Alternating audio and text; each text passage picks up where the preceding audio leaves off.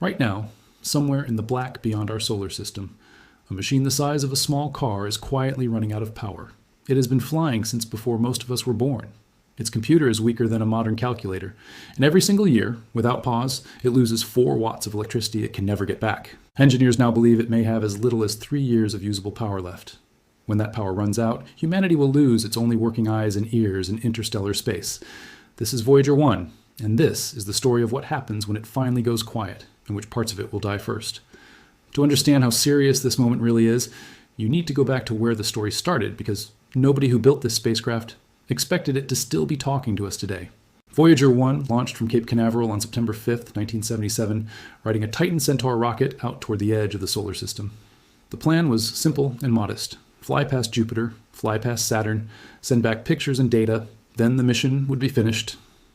NASA budgeted for about 5 years of operation. Nobody sitting in that control room in 1977 imagined this machine would still be sending signals home nearly 50 years later. It did exactly what it was built to do, and then it kept going. In March 1979, Voyager 1 swept past Jupiter and revealed something nobody expected. Active volcanoes on the moon, Io spewing material into space, something no telescope on Earth had ever picked up. It photographed Jupiter's storms in more detail than anyone had ever seen. Then, in November 1980, it reached Saturn, sending back close-up images of the rings that rewrote what scientists thought they knew about the planet. At that point, technically, the mission was complete. Everything Voyager 1 has done since 1980 has been bonus, extra innings that nobody planned for, stretched out over 4.5 more decades. After Saturn, the cameras were still working, but there was nothing left on the flight path to photograph. That's when astronomer Carl Sagan pushed an idea that most of his colleagues at NASA didn't want to hear. He wanted to turn the spacecraft's camera around, point it back toward the sun, and take one final photo of Earth from the edge of the solar system. People pushed back hard. Pointing a camera anywhere near the sun risked burning out the entire imaging system for good.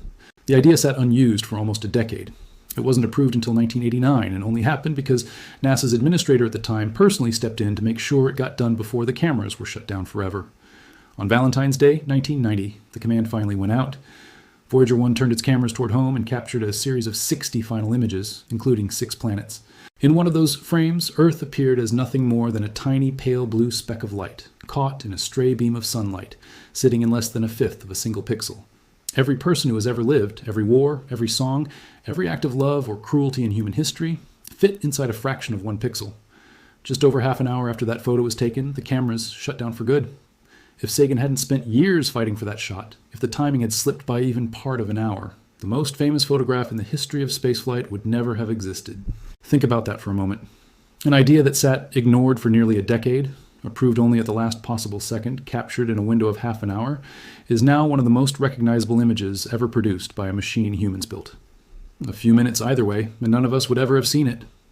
It's worth pausing here to appreciate just how much was already riding on a spacecraft that was supposed to be finished a decade earlier.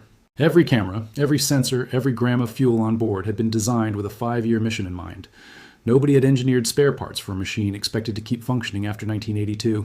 And yet, here it was, in 1990. Still flying, still pointing its instruments exactly where engineers on Earth told it to, still obeying commands sent across a gap of light and time that most people can't even properly imagine.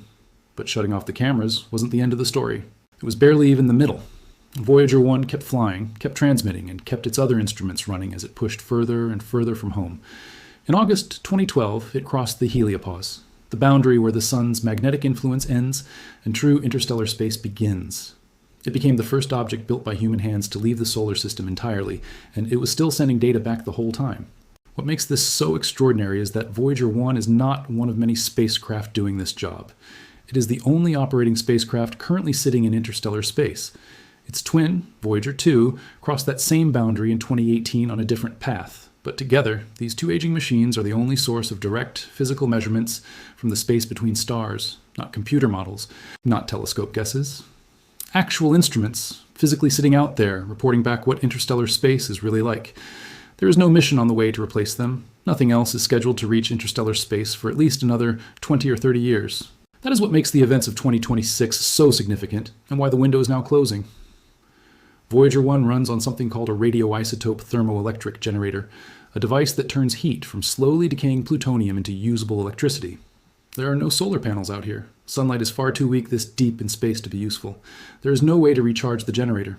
And that plutonium has been decaying since before the spacecraft even launched, bleeding away roughly 4 watts of power every single year. 4 watts might sound like nothing. It's about what a small nightlight uses. But out here, 4 watts is the difference between an instrument staying alive and an instrument going dark permanently. NASA's engineering teams saw this coming years in advance, and they built a plan. Out of the 10 scientific instruments Voyager 1 originally launched with, 7 have already been switched off, one by one, in a carefully ordered sequence designed to squeeze the maximum science out of the minimum power. As of the middle of 2026, only 2 instruments remain active: a magnetometer, which tracks the magnetic field around the spacecraft, and a plasma wave instrument, which listens to the charged particles drifting through interstellar space. Everything else has gone silent. The most recent casualty came on April 17, 2026. NASA sent a command that took over 23 hours just to reach the spacecraft, ordering the shutdown of an instrument called the Low Energy Charged Particles Experiment. This instrument had been running almost non-stop since launch day in 1977, nearly 49 years without interruption, measuring particles streaming in from the sun and from deep in the galaxy. It didn't fail. It didn't break. It was switched off deliberately because keeping it running any longer threatened to take down everything else with it. That decision wasn't made lightly. According to Kareem Badarudin, the mission manager for Voyager at NASA's Jet Propulsion Laboratory, the trigger was a routine steering maneuver in late February 2026 that caused an unexpected drop in power, one that came dangerously close to setting off the spacecraft's automatic safety system. That system exists to protect Voyager 1 by shutting almost everything down if the power gets too unstable, and if it had triggered, engineers might have lost meaningful control over the spacecraft altogether. Shutting down the low-energy charged particles instrument was the move that pulled Voyager 1 back from that edge. It's worth remembering that this instrument wasn't some minor add-on. For almost half a century, it had been quietly counting particles streaming in from the sun and from far beyond our galaxy's edge, building one of the longest unbroken datasets ever collected by a single piece of hardware. Losing it means losing a measurement nobody else in the world is taking, and nobody will be able to take again until another spacecraft reaches this same region of space, which realistically won't happen for decades. Badarudin himself said that turning off a working science instrument is never anyone's first choice, but out here with power this limited, it was simply the best option left on the table. Here's the part that should really sink in. This isn't a spacecraft slowly falling apart by accident. This is a slow, deliberate, engineered fight for survival, instrument by instrument, watt by watt, being managed in real time by a team on Earth that has to wait almost 2 full days for a single round-trip command to reach the spacecraft and confirm it worked. There is still a plan in motion to buy more time. Engineers have nicknamed it the Big Bang, and it's about as bold as anything attempted on this mission. The idea is to replace a whole group of aging, power-hungry components with newer, lower-power alternatives, all in one coordinated operation, instead of making small changes one at a time.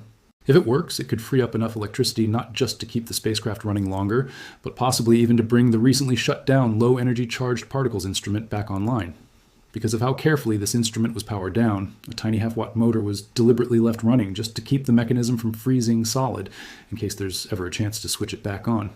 Engineers are testing the Big Bang procedure first on Voyager 2, since it has a bit more spare power and is closer to home, making it the safer test case.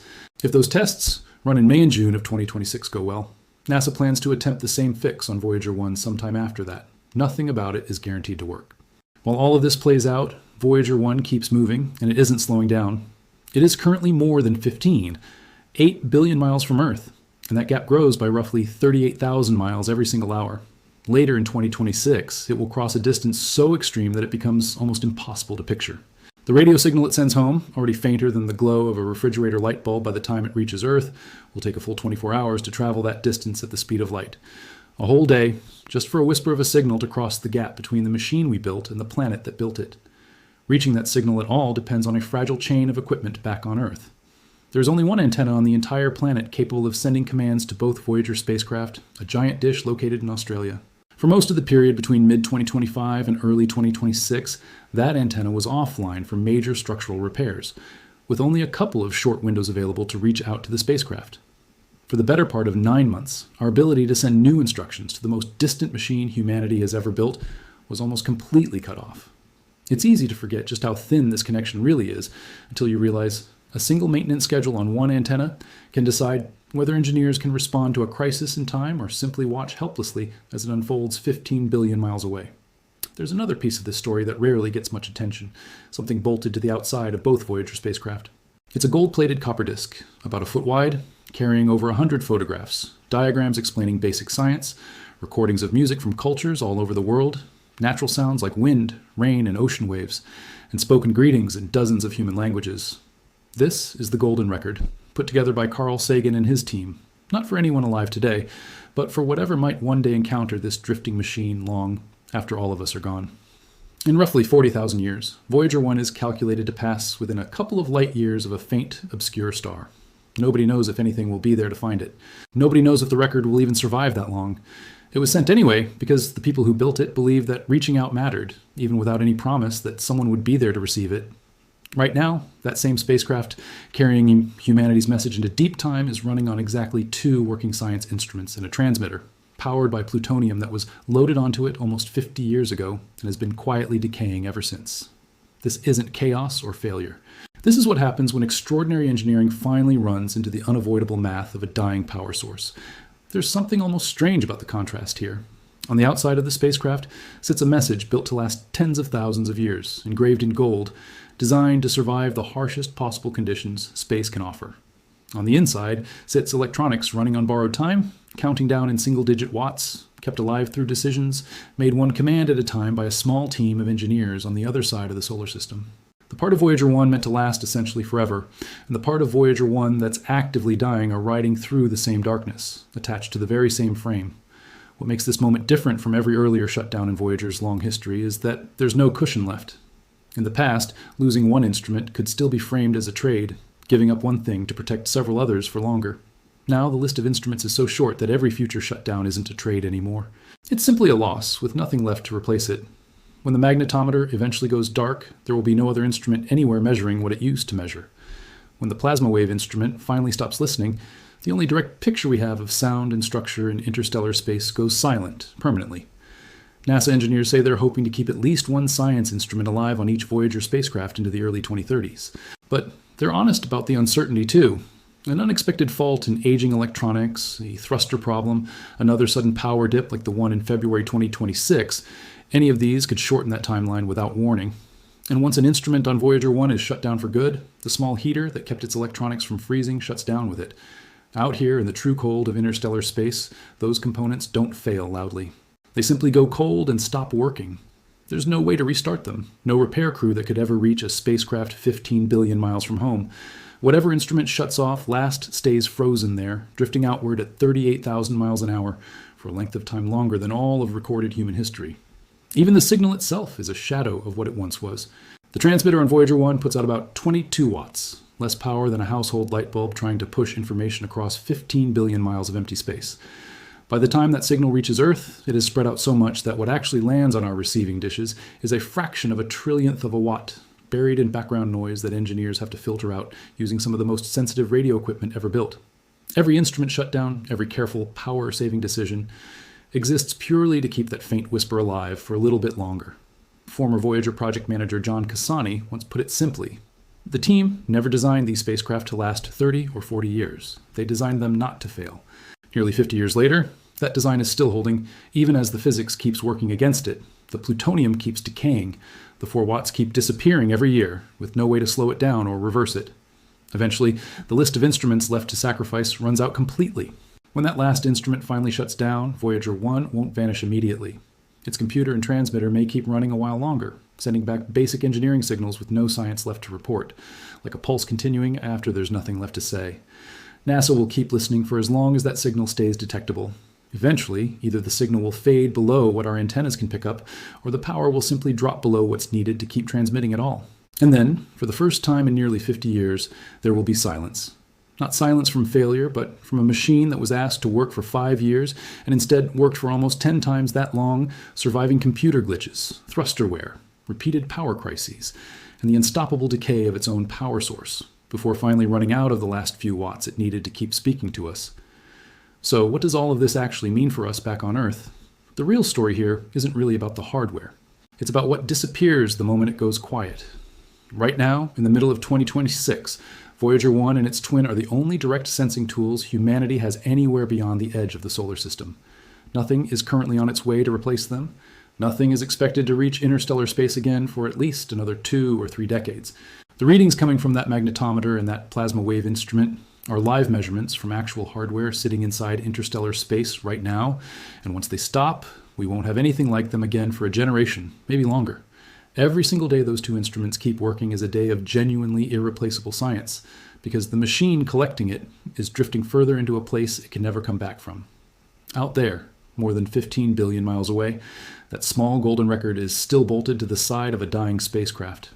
It carries images of a sunrise, a mother holding her child, city skylines at night, chosen by Carl Sagan and his team to represent what it means to be human. It carries music, wind, rain, thunder, ocean waves, and greetings spoken in dozens of languages. 40,000 years from now, it might drift close enough to a star that something, somewhere, could theoretically come across it. But long before that ever happens, maybe within the next few years, maybe before this decade even ends, the spacecraft carrying that message will stop transmitting. Its instruments will go dark, one after another. The signal will fade out completely. And the longest, farthest conversation humanity has ever had with the universe will simply come to an end. The question nobody at NASA can fully answer, the one the engineers managing those final watts live with every single day, is what this ending actually represents. Is Voyager 1 proof that human engineering can outlast every expectation placed on it, running for nearly 50 years on a machine built for 5? Or is it a reminder that even our most impressive reach, 15 billion miles, 49 years of continuous operation, the edge of interstellar space itself, still barely counts as a single step on a road that has no visible end?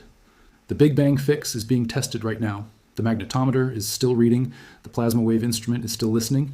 The signal is still crossing that impossible distance and arriving on Earth after its day-long journey through the dark.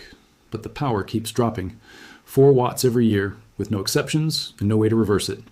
And somewhere inside that simple, unforgiving math is the answer to the question almost nobody wants to say out loud. How much time does humanity's furthest outpost actually have left? The engineers are hoping for the early 2030s. The physics will have the final say. There's a strange kind of comfort in knowing that this ending, whenever it comes, won't be a failure.